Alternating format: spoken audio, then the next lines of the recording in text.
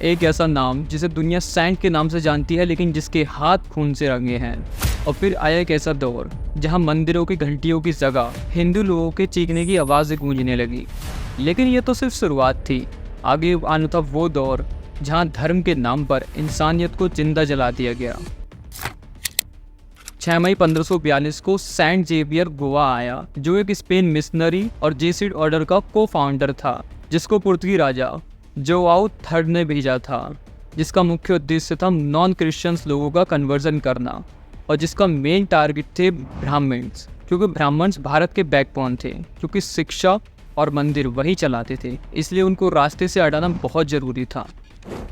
Saint Xavier का एक famous quote है जहां वो ब्राह्मण्स को द प्रीस्ट ऑफ डेविल, मतलब शैतान के पुजारी कहता था, और उसी ने पुर्तगी सरकार से ये डिमांड की कि ब्राह्मण्स को गोवा से बाहर निकाल दिया जाए और सारे हिंदू रिचुअल्स पर बैन लगा दिया जाए।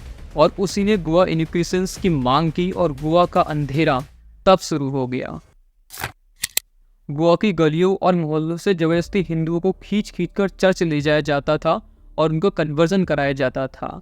लेकिन इंसानियत की हदें तो तब पार हुई जब हिंदुओं को जबरदस्ती उनके वोटों पर बीफ रगड़ा जाता था और उनको बीफ खिलाया जाता था, ताकि हिंदू लोग अपनी ही कम्युनिटी से अनटचेबल हो जाए और उनका सोशली बॉयकॉट होना शुरू हो जाए, और फिर उनको डरा धमका कर क्रिश्चियन बना दिया जाता था।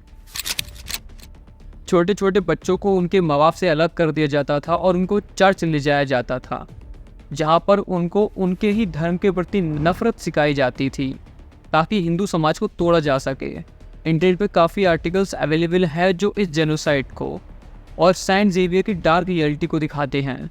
जैसे indianfact.in पर एक आर्टिकल पब्लिश है, the forgotten holocaust, Hindu genocide during the Goa inquisition, a saint और ruthless father of bloodiest inquisition in Goa, Francis Xavier the homicidal maniac who pioneered programs against Hindu. इन सारे आर्टिकल्स का लिंक मैं डिस्क्रिप्शन में दे दूंगा, आप चेक कर सकते हैं। ये कन्वर्सन इतने बड़े लेवल पे किया जाता था कि पूरे के पूरे गांव को कन्वर्ट कर दिया जाता था और गांव की सारी प्रॉपर्टी, मंदिर और पूरे के पूरे गांव, मंदिर और प्रॉपर्टी चर्च के नाम कर दी जाती थी। पुर्तगाली सेंट जेवियर के टाइम पर लगभग 300 मंदिरों को तोड़ा गया और हजारों लोगों का कन्वर्सन कराया गया, और सारे हिंदू रिचुअल्स पर, उनके फेस्टिवल्स पर, उनके उत्सवों पर बैन लगा दिया गया। इवन हिंदुओं को अलाउ ही नहीं था कि वो अपने फेस्टिवल्स को मना सके।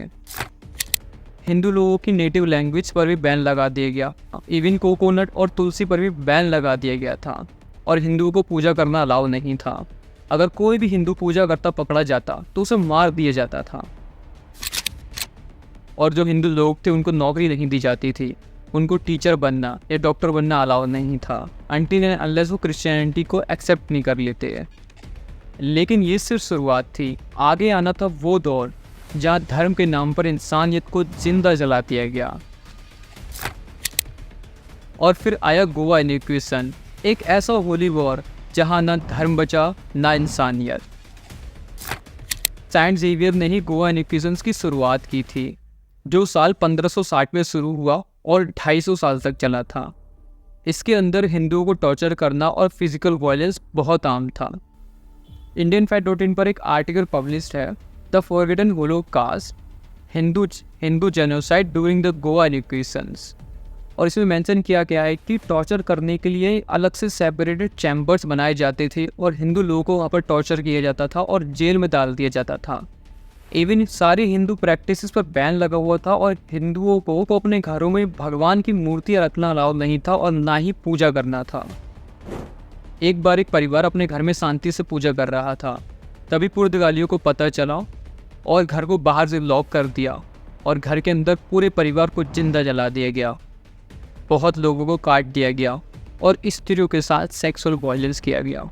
और जो लोग सेंट जेवियर और कन्वर्जन का विरोध करते थे उनके हाथ काटकर बड़े बड़े स्तंभ पर लटका दिए जाते थे, सो डैट कि पूरी सोसाइटी में डर का माहौल बन सके और कोई भी उनके खिलाफ विरोध न कर सके। लगभग 2000 हिंदुओं को जिंदा जला दिया गया और हजारों लोगों को बड़ी बेरहमी से मार दिया गया। और जब सब कुछ बर्बाद हो गया तब हिंदू समाज टूट गया। ज़बरदस्ती धर्म परिवर्तन से हिंदू समाज छूट गया और काफ़ी सारे हिंदुओं ने अपना धर्म, अपना समाज और अपना घर छोड़ दिया। और सबसे बड़ा ट्विस्ट है, जिस हैवान ने ये सारा जेनोसाइड किया, दुनिया के लोगों ने उसे ही संत बना दिया।